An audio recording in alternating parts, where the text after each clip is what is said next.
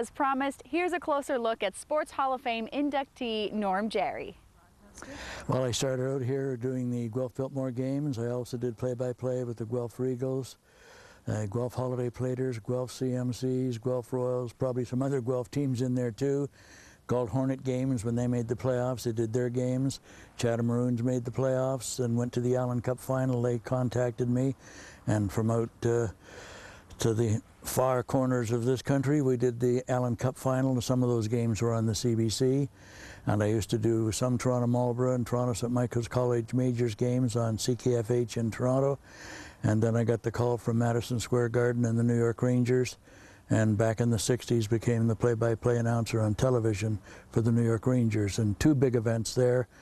I was very privileged to broadcast the first televised hockey game in color anywhere in the United States, a game between the Rangers and Chicago Blackhawks.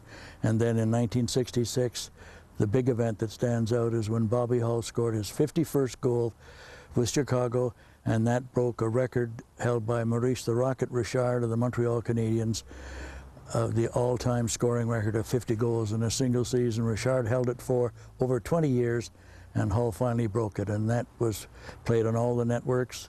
CNN played it many, many times when they tore down the Chicago Stadium, and the CTV network in Canada used that play-by-play of that goal to open and close a documentary on Bobby Hull's life. So basically from the sports area, that's all the background. Of course, I was very, very proud indeed to be mayor of this city, a record 16 years and a record 37 years in council. So I've had a wonderful, wonderful life. But the biggest event in my life would be about 56 years ago.